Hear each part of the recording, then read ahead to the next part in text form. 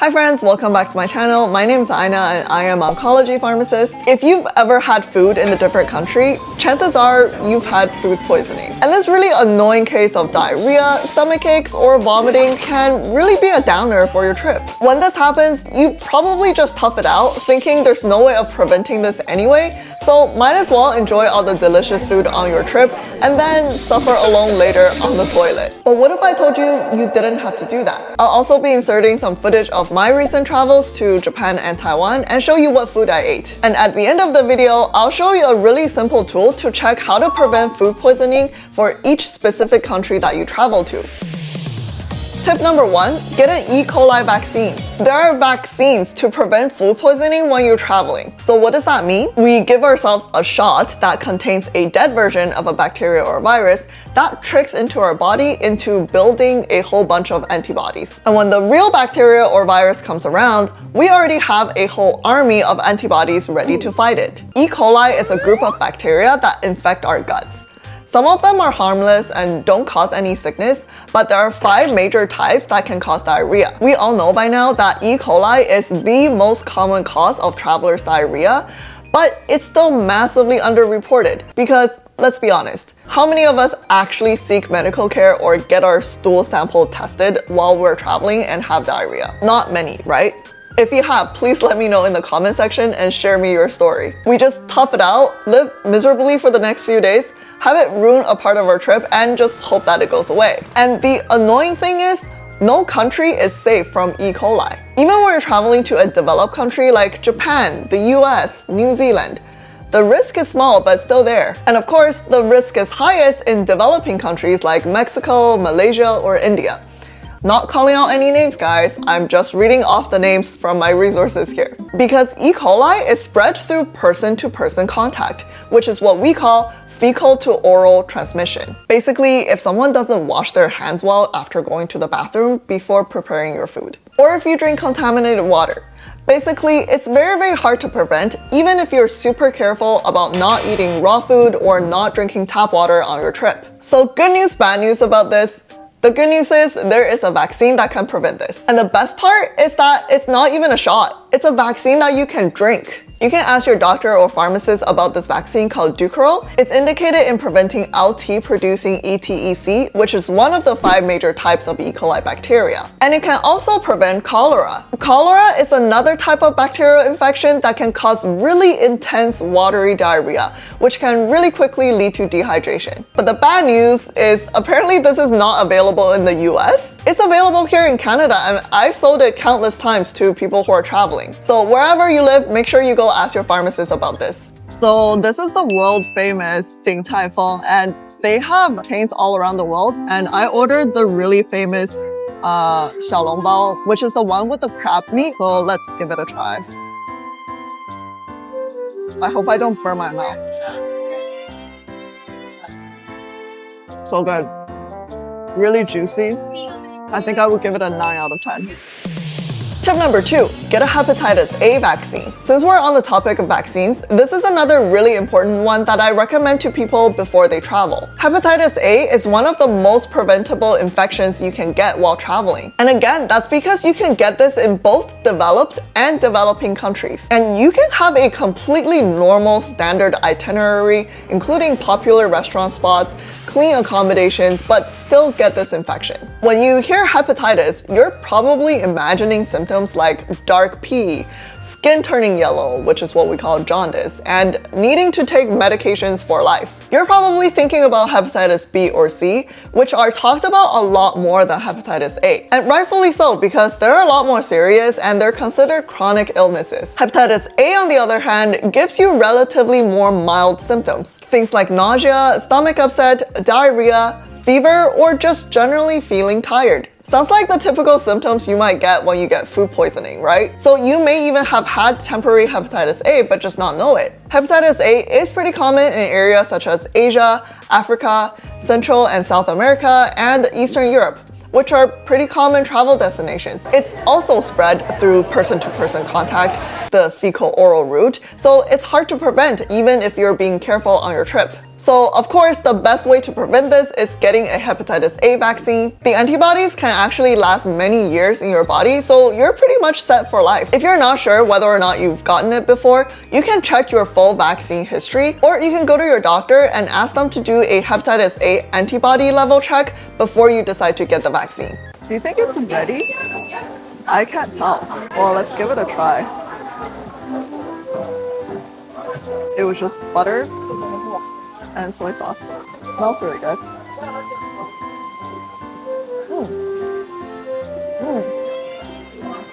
It's so good. Really sweet. It was so fresh, flavorful, and this was so good that I forgot to give it a 9.5 out of 10. Tip number 3. Take Loperamide with you. Loperamide is a really easily accessible, not expensive, over-the-counter anti-diarrhea medication. You can basically buy it in any drugstore in North America. You can buy the generic version over the brand name as well to save you a few bucks, and you should bring that with you on your trip. How Loperamide works is that it slows down your gut's movement. When you're having diarrhea, your gut's actually moving really fast, not giving your body enough time to reabsorb the water back in. That's why your poop is so watery. So when you take Loperamide and you slow the gut down, your body now has the time to reabsorb the water back in, so your poop becomes less watery. However, this medication does not treat the cause of your diarrhea because it doesn't actually kill the bacteria or the virus that's giving you the food poisoning. But let's say if you have mild diarrhea and it's interfering with your travel plans, because for example, how annoying would it be to try to look for a public bathroom while riding a bike in the middle of Wakayama? This drug can help reduce the number of times you have to go poop. I talked about this drug Loperamide in my Trash Taste and Chris Broad food poisoning video, so if you haven't checked that out yet, I'll leave that link down below. Bonus tip, and I think a lot of you might know this as well, you have to stay hydrated if you get diarrhea. Because when you have diarrhea, not only is your body losing a lot of water, it's also losing a lot of electrolytes as well. I recommend getting some electrolyte packets like these. They're pretty small and easy to pack. When you need them, make sure you mix them with bottled water. Try to avoid tap water or ice cubes or crushed ice. There's no guarantee that the ice is made from clean water, so if you're already sick, you want to try your best to not make the situation worse. And the reason why I recommend buying Loperamide in your home country and taking that with you, rather than try to find it in a drugstore at your travel destination is, number 1, you'll have a nice and trusted pharmacist like me to talk to when you're picking out the Loperamide, and you can ask any questions that you may have. And number 2, different countries have different dosages and different combination products that they might sell over the counter. So especially when you're not even feeling that well, it's difficult to find the right product for you. This is a red guava lemon flavored gelato. That sounds super interesting. Let's give it a try.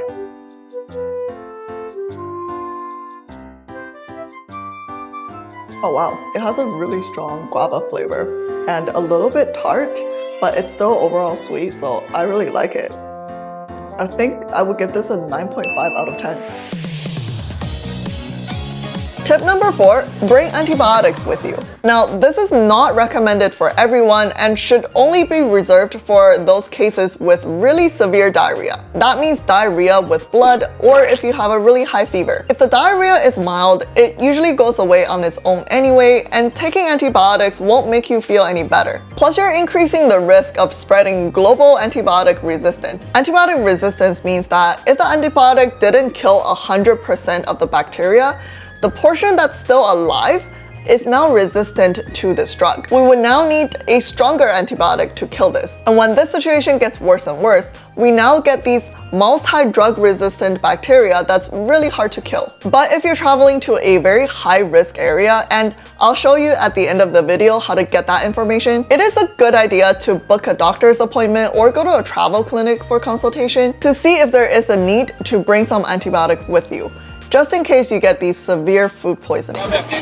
Stinky tofu? Let's smell it.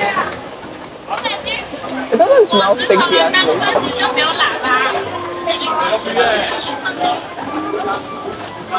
It's a little bit stinky. Very juicy actually.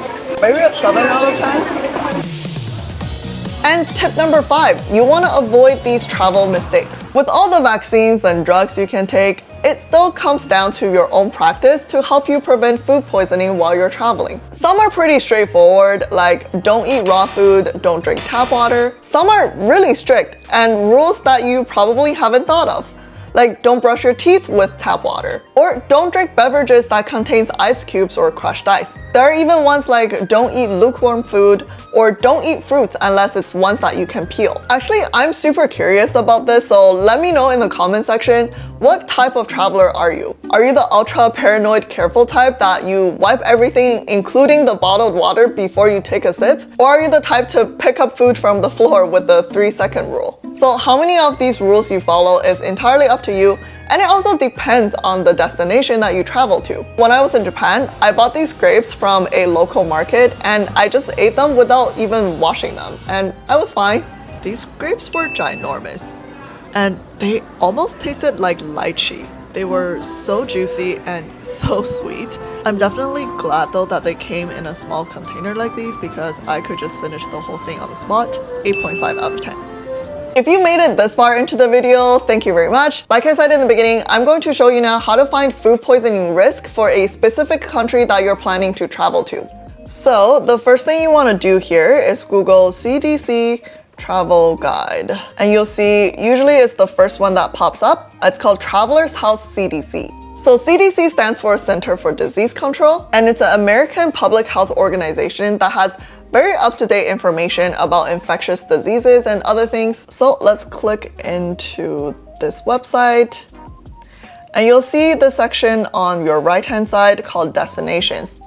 There's a drop-down menu with all of these different countries that you can pick. So just to show you an example, I'm going to pick Japan and we click go. So there are different sections on this page.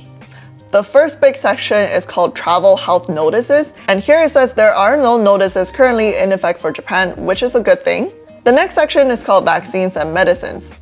And it says here, check the vaccines and medicines list and visit your doctor at least a month before your trip to get vaccines or medicines that you may need. For myself, I know that I've had my full vaccination already done because to practice as a pharmacist in Canada, we always need to keep up to date of all of our vaccines. So I took my vaccine history and basically just compared that against this list to make sure that I have everything that I need. COVID-19 vaccines, which I know that I have up to date. All right, see, it's recommending Hepatitis A vaccine, which I have gotten as well. Hepatitis B, which I have as well. All right, Japanese encephalitis. So I don't have this one. Now I'm going to read this recommendation section. So Japanese encephalitis is recommended for travelers who are moving to Japan, that's not me, spending long periods of time in areas with Japanese encephalitis. So I was only there for a week. I didn't spend a long period of time there. Frequently travel to areas with Japanese encephalitis. So it's not recommended for travelers who are planning short-term travels to urban areas. I feel like that's me. I'm only traveling basically to urban areas, and this vaccine is not recommended for me. All right, so let's keep going. Measles vaccine I've got. Now, rabies. It says here, dogs infected with rabies are not commonly found in Japan, which is good. If rabies exposure occur while in Japan, rabies vaccines are typically available throughout most of the country. I've never gotten the rabies vaccine, but I feel pretty safe without it. And then the last thing is called tick-borne encephalitis. So if it's tick-borne, then it's transmitted by bugs, and we want to avoid bug bites. I'm going to be bringing some DEET with me, which is an insect repellent, and I'm not going to rural areas, so I feel pretty safe about that as well. But let's say if you want to learn more, you could click here to learn about tick-borne encephalitis at your destination. All right, general distribution of tick-borne encephalitis. We see it's common in Europe and Asia.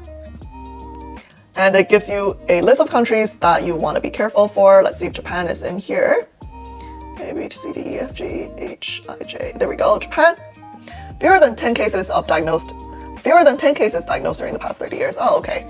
So very, very little. All in Hokkaido Prefecture. All right, so I'm not going to Hokkaido, so I feel pretty good about that. So let me give you another example. Let's say if we want to go to the safari in Kenya. There we go. Right away, we'll notice that there are actually travel health notices. So the first one is polio. So we need to make sure we have our polio vaccines up to date before we go to Kenya. The other one is measles. So the next section we know is vaccines and medicines. Again, we need all of our routine vaccinations, definitely. COVID-19, things like, cholera, malaria, measles, meningitis, polio. So the list is definitely longer now if we are planning to travel to Kenya. So yeah, I hope that was helpful to you. Thankfully, I didn't have any food poisoning on my trip and I had a lot of fun. If you enjoyed this video, please don't forget to give it a thumbs up and subscribe for more contents like this. And I'll see you in the next one. Bye!